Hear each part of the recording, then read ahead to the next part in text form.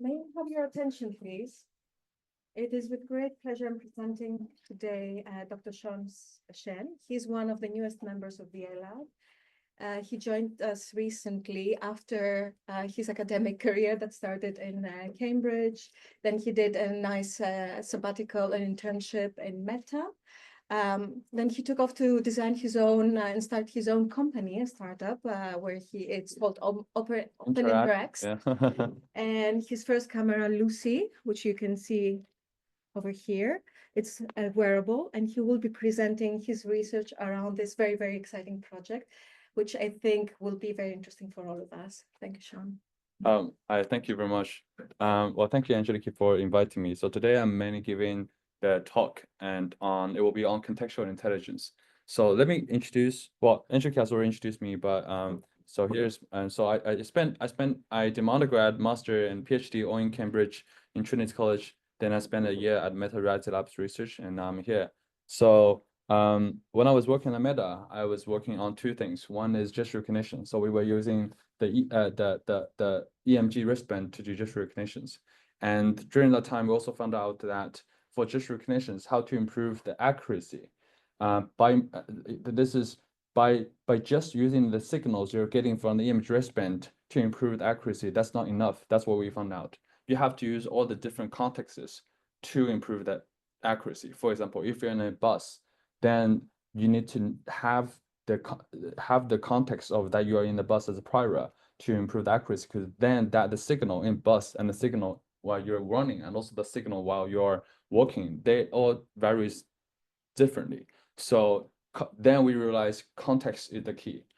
So that is why we call it contextual intelligence. And also in the future, intelligence will be, well, like now a lot of companies are now making the intelligence powerful and better, but less of the teams are actually working on how to give the intelligence of the contexts. For example, what we are doing, how is our daily life, what we really like, and all these contexts is really important. So now my research focus is mainly on how to acquire the contexts and how to transform that context into something that artificial intelligence can understand and comprehend. So and all of that, we call it making the memory of AI. So what is the memory of AI? We call it temporal computing, like how human understands time. We say, oh, time flies. That because we have memory, and especially long-term memory. So we are constructing the long-term memory of AI. And by constructing long-term memory of AI, we are computing the time, which is why we call it temporal computing. And for contextual intelligence, here is it's actually two sides. One is contextual, one is intelligence. Intelligence is how to make for example, make AI to read a paper so that it can better comprehend the paper itself. But then what is contextual is that by giving the extra contexts, it can leverage other contexts to make better use of the paper. So it's actually two separate things. So what we do is that we are making we're making more efficient and faster to acquire the contexts for the future intelligence. Okay, so without further ado, I want to just quickly jump to all the way back to the pen itself. So what we found that how to acquire the contexts, right? Especially if we are going to do so like especially if we're going to like acquire like equip AI to have a better contexts, it requires two things. One is that it should be small enough so that if you put it on the human body, it should be wearable all day, and it should not be too obtrusive. And second thing is that it should have a long perceptual capability, which is mean that it should have the sensing capability for a very long time. And we draw this graph. So we compared all the different kind of cameras on the market, for example, Meta Ray-Ban, DJI Action 2, GoPro, etc. And we found out that either they are not auto wearable. For example, GoPro is actually too big. But of course, you can switch the batteries. So it has certain of all-day perceptual capability, but then it's just too big and too obtrusive. And if we talk about Meta Ribbon, which is also pretty popular this year, Meta ribbon, it is like audio wearable, but then the battery is only 300. It's only 180 actually milliamp battery. It can only support up to half an hour of video recording. So they all doesn't really meet our requirements. So we made our own hardware, which is what we call this, like it's called a Lucy pin. Well, Lucy is LUCI. We call it long understanding contextual intelligence. So Lucy itself, it is smaller than 40 grams. On a single charge, it can support up to 4 hours continuous recording. And what is more kind of and you can clip it on your body just like this. And if you're if you're like fear that it's going out of battery, even on a single charge, it can record 1080p and 1080p at 30 fps for 4 hours. But you can just simply charge it like this and put a battery pack in your pocket. So and then theoretically you can do continuous recording for like infinitely. And also we have a mode called AOV mode, always on video. So what it does is that it takes 1 frame, goes to sleep. After 1 second, takes 1 frame, goes to sleep. So then that mode is like super low battery, can even run for 2 days. Okay, so let me just show you how it sort of works.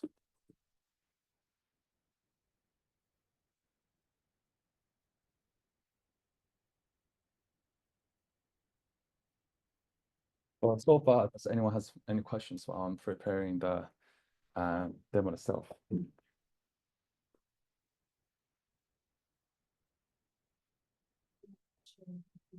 Shawn, you design everything yourself. Yeah, I partner with also so yeah, I partner with a manufacturer.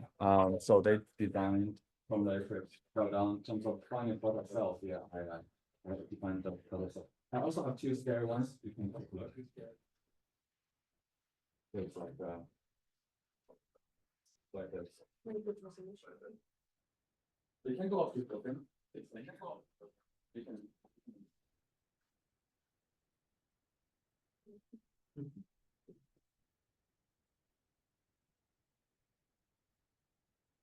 And that switch is the privacy switch. So you just switch it up, it stops recording. Switch it down, it stops recording. So we are using this as a research device to work on like different contextual intelligence applications. For example, one application that we are doing, you put it here for elders to do fall prevention and fall prediction. And and the other one is that competition. Oh, thank you.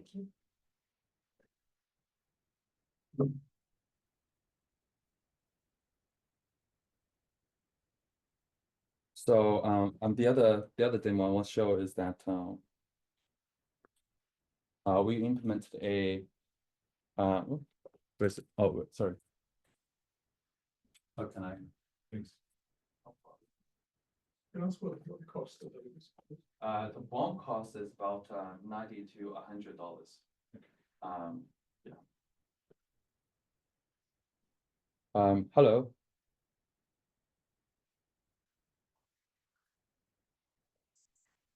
We're still working on the speakers, but also you can connect it to earbuds too.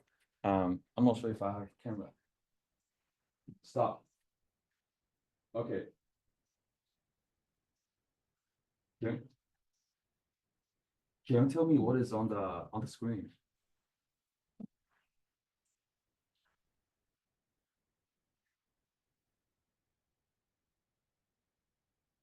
And what about this? What about this? Wait a minute. Stop. Stop. Okay, tell me more about this.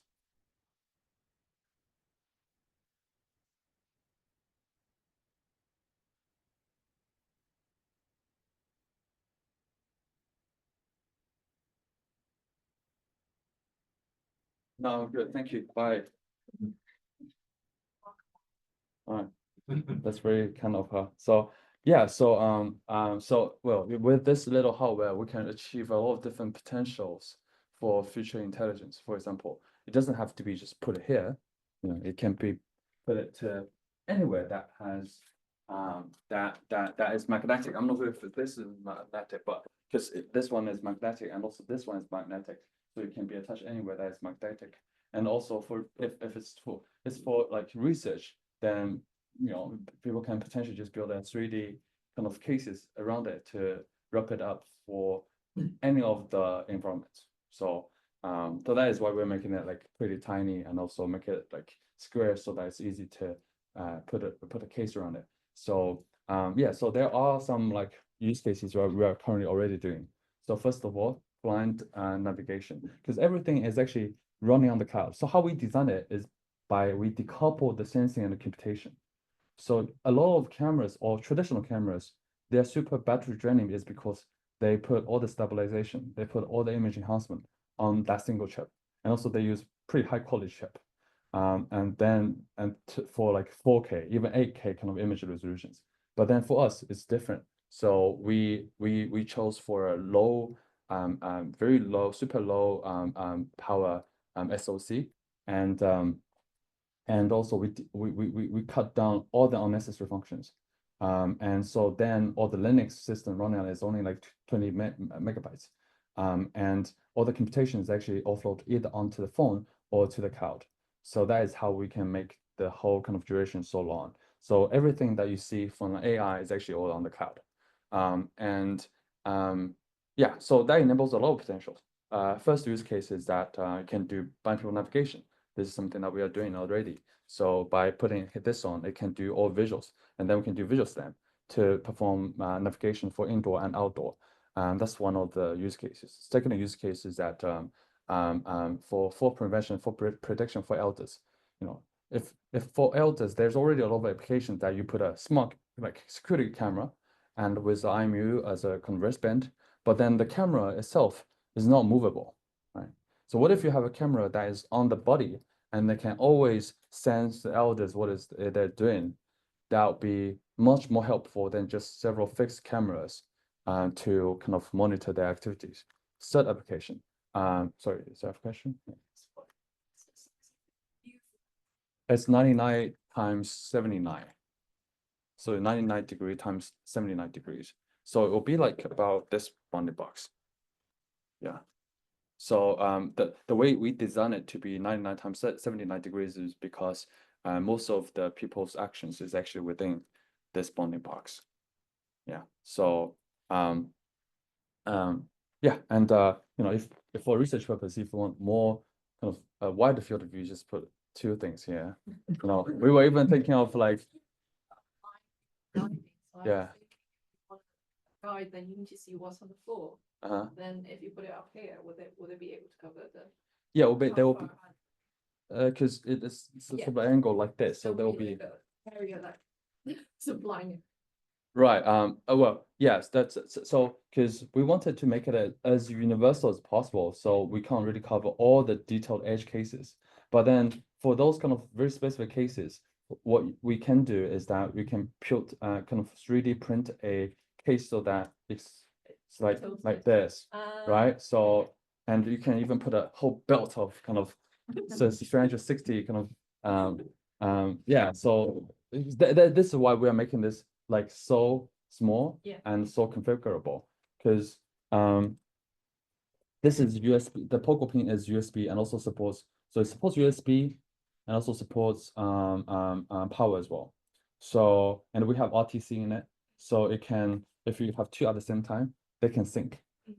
So they're all pretty configurable. Yeah, the other use case is because it has the cameras and it has speaker, so it can be proactive. The AI in itself can be proactive. For example, if you're working for people with AD dementia, if they can't if they don't know what they're doing, because we know that sometimes if we want to do like navigation for the people with AD, they probably don't even know they have a phone on them. So with this, it's proactive. So and also it has, by the way, it has 9-axis IMU. So it can also do gait analysis too. And then by running a always on IMU model, it can potentially just know that if they are, you know, by analyzing the gate, it can potentially know that if they have a purpose of, or if they just don't, if they're lost. If they're lost, if it goes a kind of threshold that they're lost, then it can proactively just talk to the people, say, do you need any help, right? Yeah, so it has a lot of use cases. So that's how we design it. And sorry. Yeah, question about, so you mentioned that it requires a phone, right? Or it sends up stuff to the cloud. So it has Wi-Fi and Bluetooth. So Wi-Fi 5 and Bluetooth 5. So as long as you have a phone to open up a hotspot, yeah, and it can do data transmission across the cloud. phone, what's the benefit of actually sending data back to it, i.e. that it can talk, or so if the phone it's going to send video to the phone, and the phone is going to effectively do all the processing or sends up data and gets data back. I just wonder, like, when it comes to the battery drain distribution, so you have videos that needs to be recorded, videos that needs to be sent to the phone. When it comes to the data is coming back, so it turns it into sound, how much that drains it? Is that something that's actually useful? Because your phone could be talking as well to you. So the biggest thing about phone is that it's all in pocket. If it's in the pocket, then when it talks, you might not hear it. The other thing is that for a phone, it has all this extra functionalities. Just imagine you leave the screen on all the time. The phone just quickly drains oil of your battery. So yeah. Hotspots quite battery consuming. So we have two solutions. One is for if it's Android, then you can just do Wi-Fi Direct, because that runs on Linux. So you can use you can use Wi-Fi Direct to sort of share the connections. And the second solution is that if it's iPhone, then this one can perform as a soft AP. So it can also open up a hotspot. So instead of phone making hotspot, this one can make a hotspot, and then it can still share the connections with the phone too. So there's a lot of different configurable options. Yeah. Sorry. Yeah, please. Just for research purpose, okay. So you mentioned that multiple cameras can work together. Yeah. Is that how synchronized it can be right now? So I'm thinking about doing like 3D modeling for them. Yeah. Or you think that estimation if you walk through that to help to make sure that they will not fall over to something. So is that how synchronized it could be now, like frame level, or it has RTC? So RTC is like a kind of a system clock. So theoretically, it can be super accurate. But in terms of real time, so it depends on for example, the Wi-Fi bandwidth. But it should be pretty synchronized. If it's for post processing, it will be like it'll probably on frame level. We haven't tested, we haven't really tested it, but theoretically, because it has system clock within the system, within the chip, so it should sync up like it should sync. It should sync, yeah. Yeah. Yeah. Sorry. How you was? Right. Yeah. Are any aspects of the design patent protected? The patent. Yeah. Yes. It was protected. Yeah. We applied for the IP design for this. When we have open sourced some of the code, right? So everything there is just Linux, and everyone can just, if you're good at firmware, you can just, there's nothing complicated in there. It just have a camera, speaker, a SoC, and a Bluetooth and Wi-Fi, and 9 access MU. That's it. So if people are just good at firmware, you can put up your own firmware into it. Yeah. Also, we have one more thing.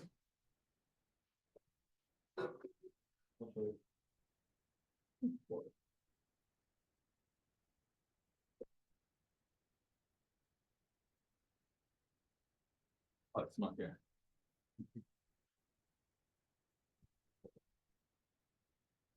It's not a trick that I want to play. It is really one more thing. So we also have a hub. The hub, what it does is that it does all the, if you fear that, the battery, the phone can run out of battery, we have a hub that can do all the computations. It's sort of like, it runs on Android, sort of like a small phone. And also it can be attached together like this. So it can charge the pin as well. And yeah, because it has a pocket pin on here too. And at the same time, it can charge the phone as well. So yeah, so you don't need to worry about the battery draining. There's 4,000 milliamp battery in there. Yeah, please. Fascinating and amazing way of gathering all this data. I was wondering about context. When you've got this, this video stream, how do you decide? How do you define a context? How do you group things together so that later on you can learn about contexts? What do you need to say these things are one context? Yeah, that's a great question. So so these are all hardware research that we're doing, but also we do the software research too. So we spend a lot of time like investigating. So the human memory is all about contexts. So we spend a lot of time investigating into how human memory works. So we recently published a survey about AI memory and how we get inspiration from human memory. So human memory has long-term memory, short-term memory. Within long-term memory, they have episodic memory, semantic memory, and procedural memory. Each of the memory are different. So we split AI into non-parametric and parametric memory. And so we sort of come up with our own AI memory framework to group different contexts all together. So yeah, so we decided to let the AI to decide themselves adaptively. And so that is why we are also using this to collect the egocentric data so that they can be used the training data for the AI memory so that they can eventually just group them like adaptively in their latent space. Yeah. So are they grouped by environment or by type of gate or communicators? So one of the things that we are so we focus on use cases, and the first use cases we are now like so we focus on use cases, and use cases is built by collecting data, and the first big bunch of data collection that we are doing is actually cooking and assembly. So and all of this cooking and assembly of this context just comes from there's a model called CLIP, and the CLIP is called contrastive learning. Like so they basically match all the images with the text.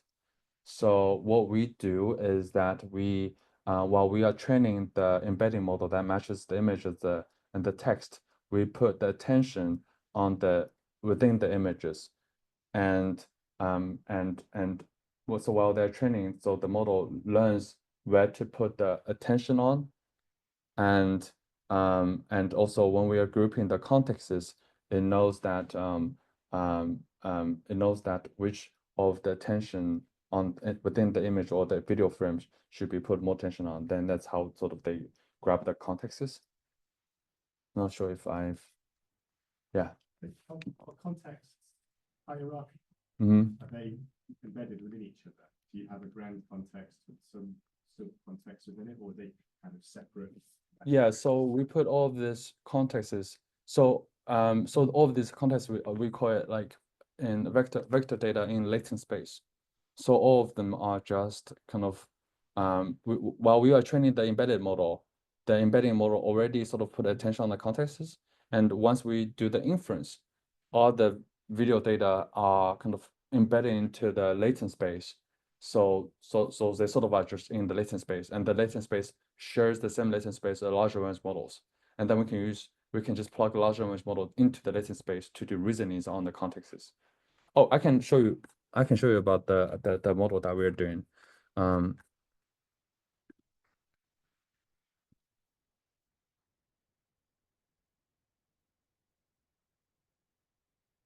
like I have about 80 videos in there. It's all pre-processed, but so an hour algorithm like when the process 1 hour video, it costs about like 10 minutes. Everyone can try this online. It's called movie.openinterest.com. So now if I want to search like within my 80 videos, the whole length is probably about like 100 hours, but I can search like, for example, shark in ocean, because I do have a video about shark. So you just search, you can search all the clips. For example, here, here, here. And I can also search like Elon Musk.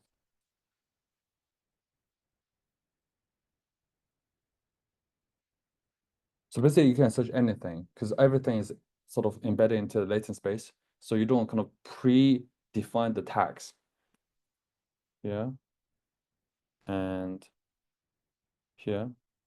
So it will kind of rank all the videos and then extract the clips out of them.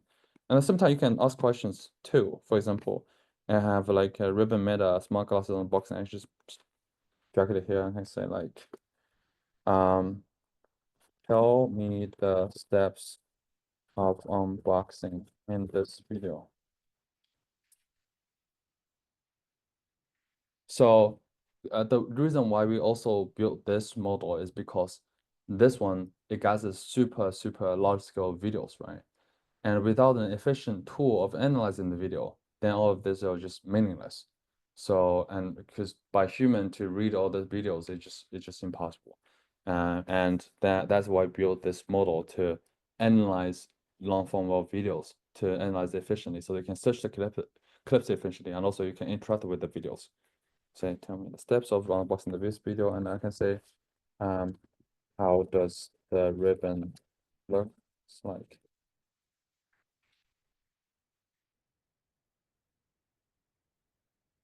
It looks like real ribbon with cameras on the right and left hand because meta ribbon. And also another thing that I find pretty cool is like in Iron Man trailer 2, I can say list all the cars in the video.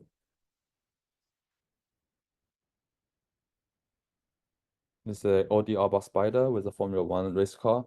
And if I want to know where exactly it shows the Audi A-Bar Spider, I can just search it here. Okay, now I know it's here. I will jump to that exact point.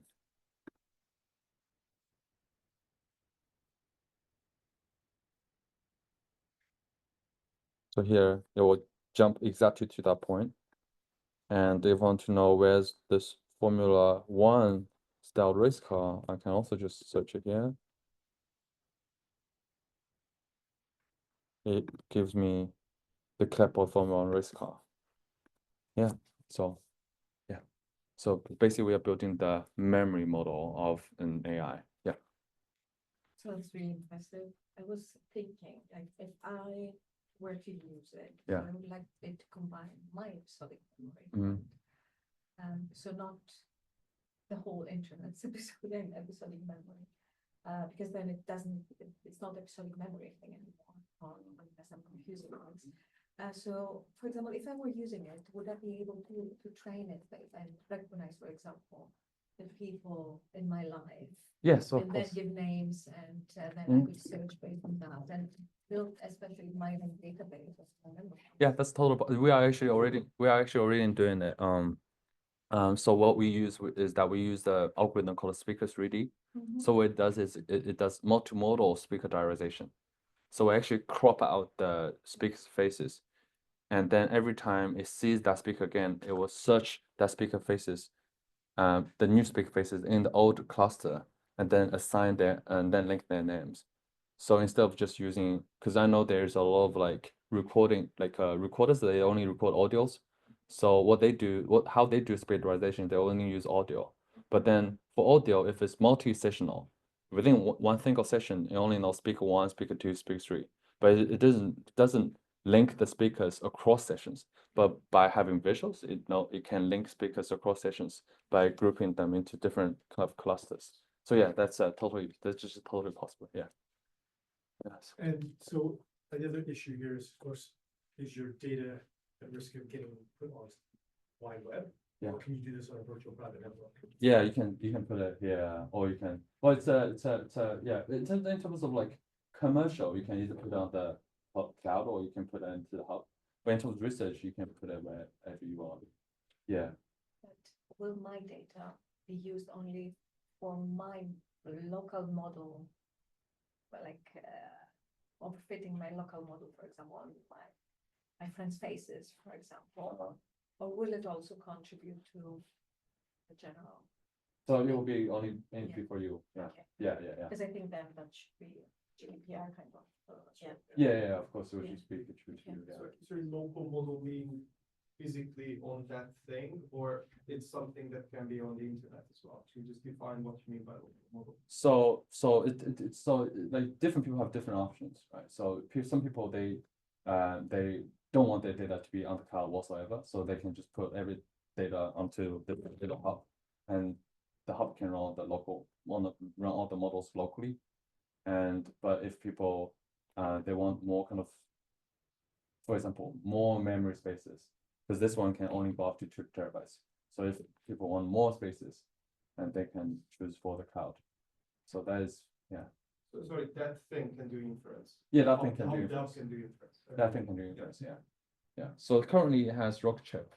It has 1 TOP of computational power, but then we are iterating it to have Snapdragon. So Snapdragon have much higher computational power. So current, like I think because large language models are just advancing so fast. So I think in 2 years' time, all the large language models can just run mobile phone chips easily, I think.